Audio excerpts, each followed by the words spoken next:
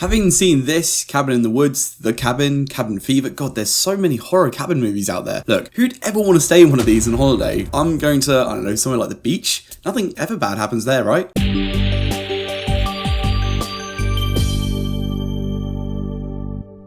Welcome back everyone, hope you're all having just a lovely day. It's Shyamalan time, and by which I mean we see a trailer bringing us an interesting low-budget horror idea with a pretty original twist, and then we all go to watch the film and, well, everyone's confused. No, I'm kidding. Maybe.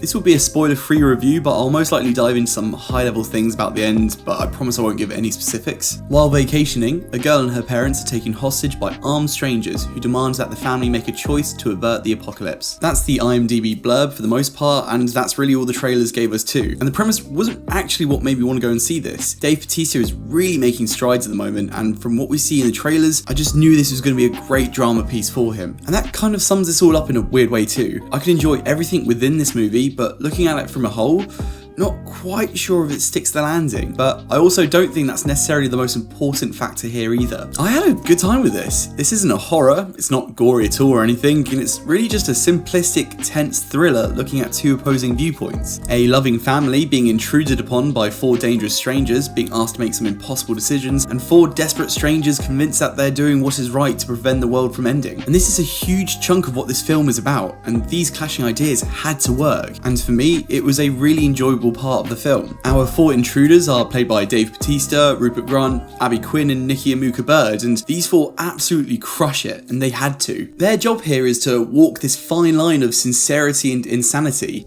They have to be convincing enough to make you think that maybe they're good people and what they're doing is legit, but also have to be frantic enough to make you doubt everything they say and do and write their cause off. If none of that works, this whole film would have been a bust. And it was great to see Dave Bautista branch out into such a different role from what we've seen him previously do. And every time he speaks here, you're just captivated. Rupert Grint was also such a treat to see here again as well, and I even wish he got more screen time than what he did. Abby Quinn and Nikki Amuka Bird have had huge portfolios and done a lot of TV work, and I hope these roles open up a bigger spotlight for them to stand in. We experience this craziness through the eyes of a loving family played by Ben Aldridge, Jonathan Groff and Kristen Swee? I might have pronounced that wrong, sorry. And they're equally as impressive here to watch as well. You believe their chemistry whilst the pair share dynamically different values, and you see each one be two sides of the same coin in processing what's going on in front of them. I loved it. I loved that. If you don't buy any of these performances, this film would have been a real waste of time, but that definitely wasn't the case. But once you take two steps back and evaluate the film for what it is as a whole, yeah, you might find there were some bigger problems there. This is a fairly small to medium-sized budget film at $20 million, and I do think that is the perfect Goldilocks zone for M. Night Shyamalan. However, this film has a couple of heavy CG moments which act as dramatic reveals, and for the most part, they're distractingly bad, unfortunately. It really feels undercooked in that respect. And the other problem with this film I had is, I guess, just the overall story in a way. Whilst the performances were good, the story for the most part feels self-propelling. It doesn't feel like character actions are met with consequences or impact. It's hard to explain without spoiling anything here, but by the time I'd reached the ending, it felt like the easy way out, especially when it's a director who has a signature in the twist element of storytelling. Conflictingly, as this film is so reliant on incredible acting, the character development aspect is minuscule. You don't feel like you've watched characters grow or act through the story, but more spectate something out of their control, like watching the weather. It makes for a lackluster impact to sign off the end of the film, and in a way veers off ever so slightly from the positives I mentioned before. Overall though, if you can find enjoyment from just great acting alone, I think you'll get a lot out of this still, and I would recommend it on that front. If you're looking for something for more thrill sakes or deep story or something that's just easy to watch per se, this one really isn't going to tick that box for you. It's about as helpful as I can be on this one, I'm afraid. Thanks a lot for listening. It has been out for a couple of weeks already, so maybe you've already seen it, and if so, I'd love to hear your thoughts on the film down in the comments below. If you liked this video, please feel free to like and subscribe and all that, and as always, stay tuned for more reviews on movies, anime and video games. Until next time, take care guys,